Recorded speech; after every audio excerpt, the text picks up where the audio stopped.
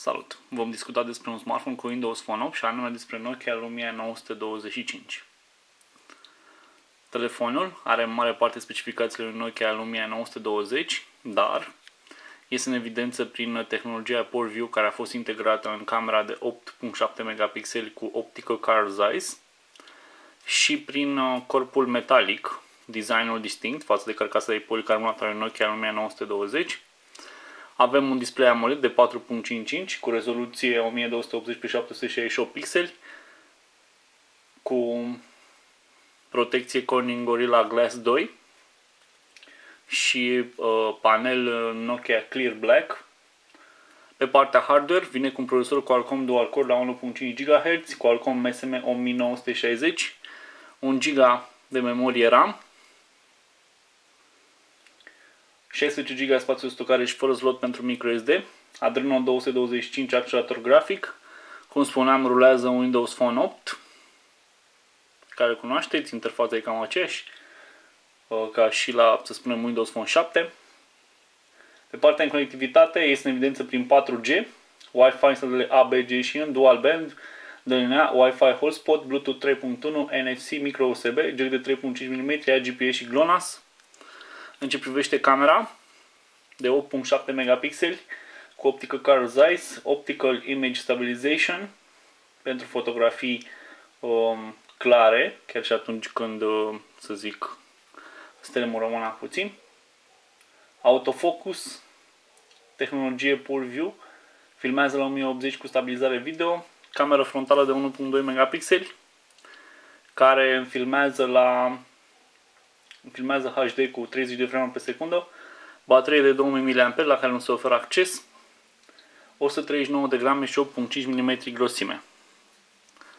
Arată foarte bine telefonul, foarte bine fabricat.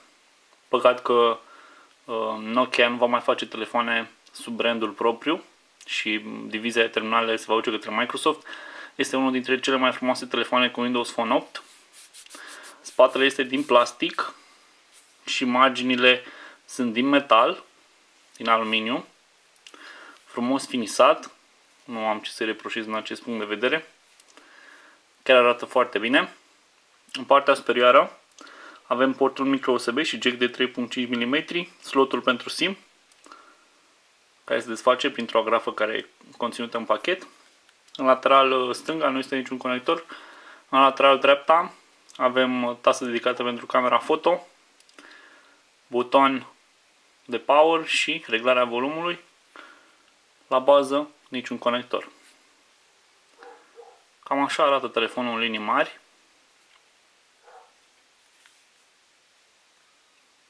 Ce este frumos la Windows Phone 8?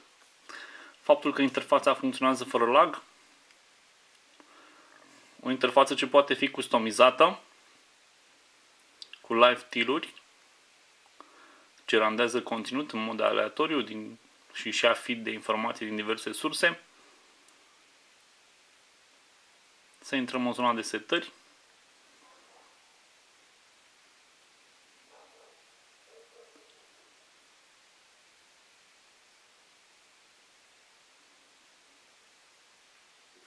La baza display-ului de 4.5 dăm de 3 taste capacitive cu rol de back, ghișe pe ecranul de start și search prin intermediul Bing, motor de căutare la Microsoft.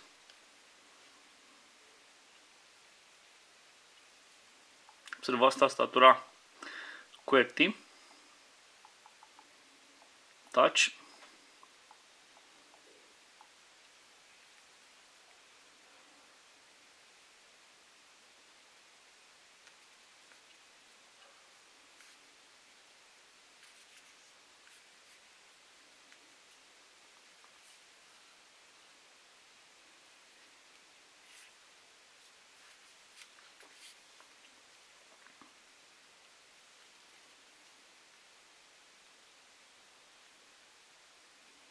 Încărcăm versiunea desktop a site-ului.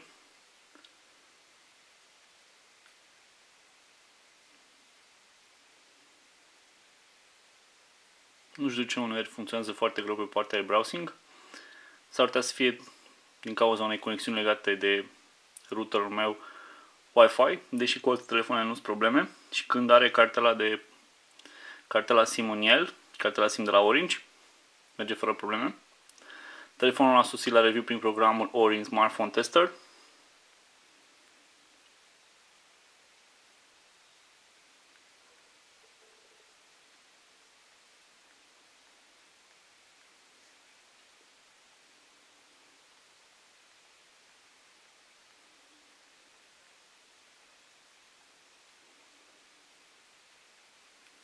Încerc să încarc ceva ca să vedem cum se aude.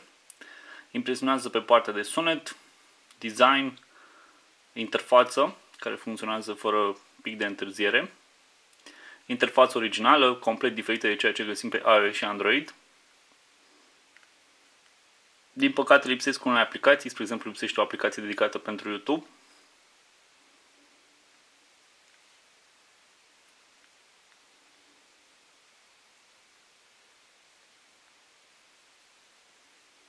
Dar la această aplicație de YouTube lucrează atât Microsoft cât și Google, lucrează de ceva timp.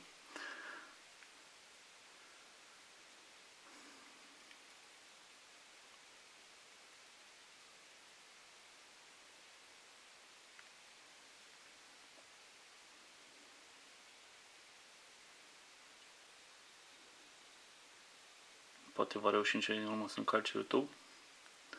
Un mic fail din punctul ăsta de vedere.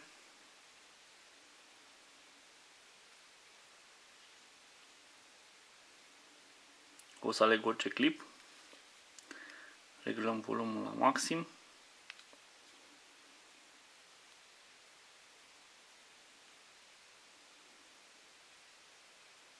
Să ne aducem aminte de conexiunile foarte lente de acum câțiva ani.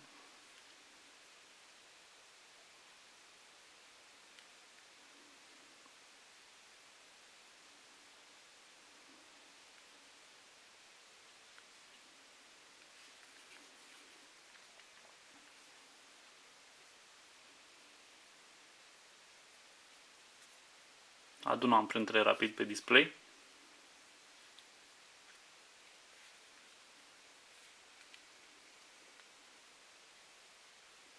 O să mai ia iar câteva secunde bune până încarcă și acest clip.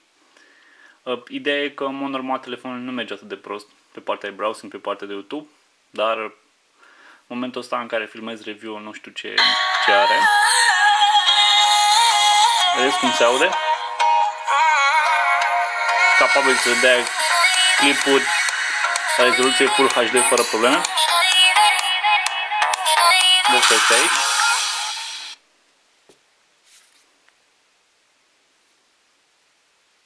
Ați văzut că se aude destul de tare. Și au făcut treaba bine pe partea de sunet. Are foarte multe aplicații gândite pentru camera foto, gen panorama, photo beamer, care are cu totul alt rol, Nokia Smart Cam, Nokia Pro Cam.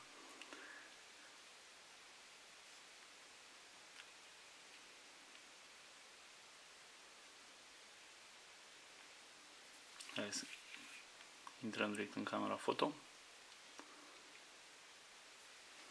Facem fotografia.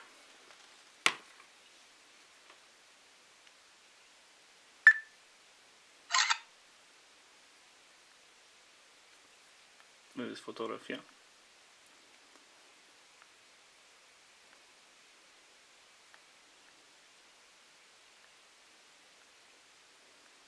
Și alte fotografii făcute cu acest telefon.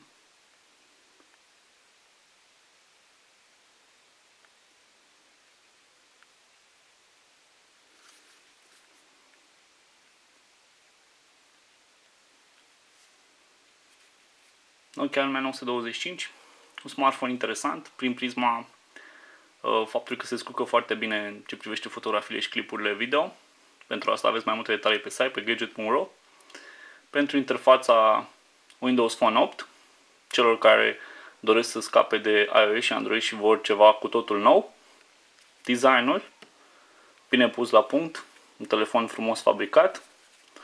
Stă bine și pe partea de autonomie, bateria de 2000 de mAh își face treaba.